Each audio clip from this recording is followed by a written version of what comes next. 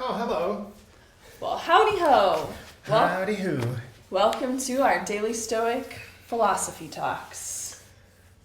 We have our daily entry for the day, and it is April 26th.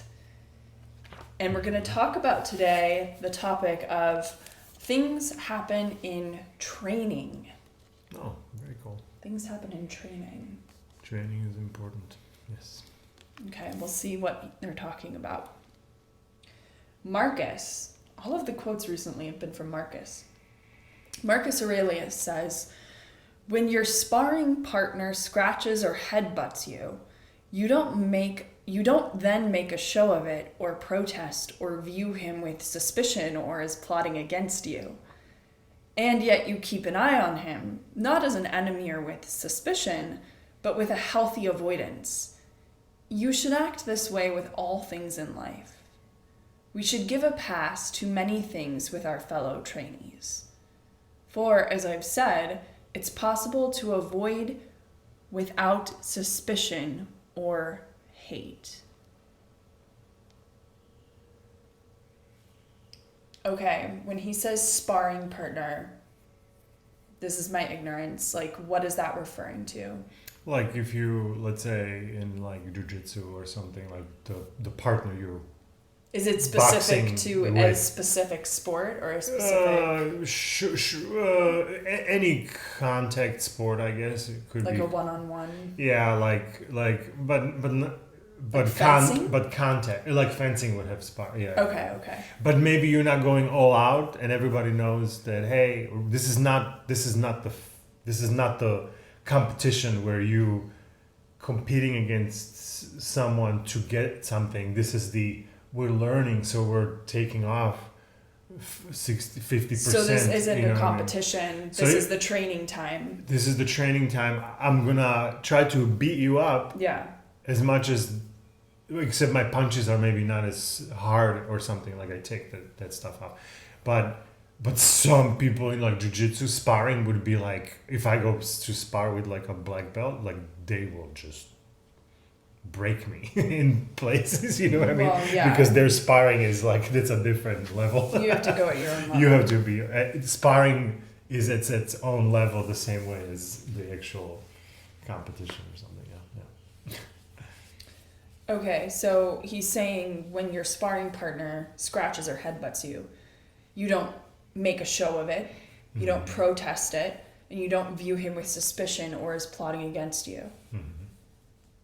And I think he's making that as a comparison to real life when we don't maybe think about it as I'm sparring with this opponent. Like, I don't think about it that way, but I could have the same attitude about it where if they make a dirty move or something like that, or a move that just is against me, then don't make a show of it, don't protest it, or view him with suspicion or plotting against you.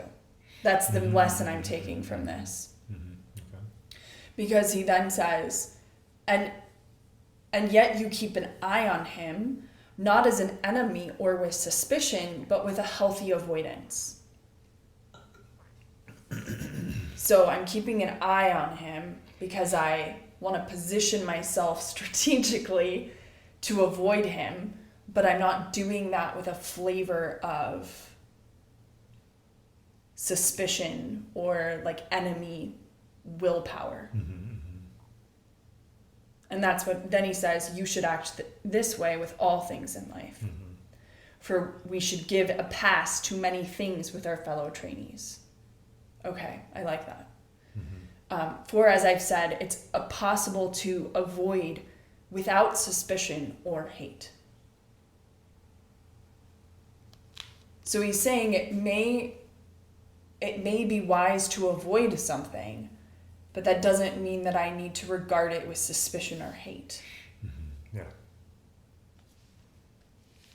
Yeah, same. Cool. Mr. Ryan, what do you got for us? Okay, Ryan says, by seeing each day and each situation as a kind of training exercise, the stakes suddenly become a lot lower. The way you interpret your own mistakes and the mistakes of others is suddenly a lot more generous.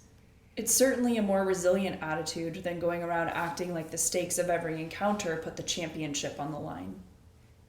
When you catch an elbow or an unfair blow today, shake off the pain and remind yourself, I'm learning. My sparring partner is learning too. This is practice for both of us, that's all. I know a bit more about him or her, and from my reaction, they're going to learn a little bit more about me too. Mm-hmm. Yeah, so not taking situations as practice, as like, hey, this is just a practice. This is not Olympics. I have one chance at this thing. It's like, no, this is a practice. So we can, I might hear something that I don't like, but I have to kind of like, hey, cut people slack, essentially, right? Yeah, cut people slack and cut myself slack.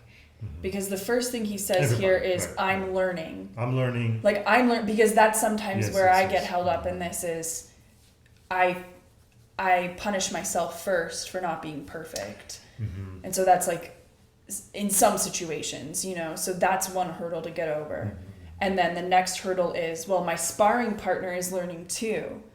Like, that's so funny. I will have this low-key expectation that everybody handles me in like a very professional, delicate, enlightened sort of way, as if this everyone who I'm dealing with is already complete, a champion or something. Yeah. And so then, like, they're not going through their own learning, right? Like that they're not just as confused and insecure as I am, right? They're perfect, and I'm the only one who is inadequate or something. Yeah, for sure.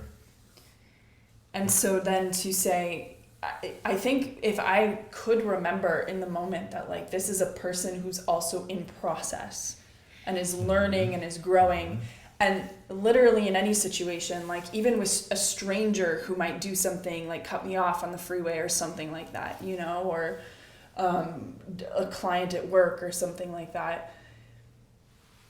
If I could remember that this was all part of their process of being a person, I would also probably not get so emotionally reactive about things. Yeah, be less involved in it because, yeah, it would just be less involved. It's more removed or something. You're cutting a slack to everybody, yourself and others, because you're looking at this as this is not the live stage. This whole thing is just like a big practice session. Yeah, I like it. I don't know exactly how I'm going to use this. This one feels like much more conceptual to me than like tactical.